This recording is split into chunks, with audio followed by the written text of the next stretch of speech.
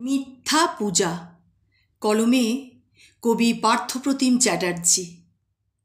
এমনই এক শ্রাবণের বর্ষার উন্মত্ত দিনে জোড়াসাঁকো ঠাকুরবাড়ির শ্যামল অঙ্গনে বেজে উঠেছিল বেদন বাঁশি।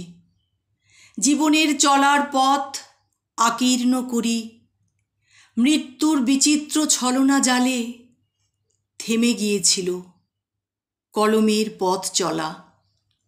আজও কালো মেঘ ছিল আকাশ ছেয়ে, বৃষ্টিতে ভিজেছে মাটি। কবিরা ধরেছে কলম, শিল্পীরা গেয়েছেন গান। নৃত্যে চিত্রে পূজিত হলেন তিনি। সত্যিই কি পূজিত হলেন? আরাধ্যার মস্তক হলো ভুল উণ্ঠিত। আমরা চুপ, কুলু পেটেছি মুখে। কলম ওঠেনি গর্জে, কণ্ঠ হয়নি প্রতিবাদী। আপন কাজে নিজেরে প্রচার করেছি। কবি হয়েছি, গায়ক হয়েছি, শিল্পী হয়েছি। আমরা মানুষ হতে পারিনি।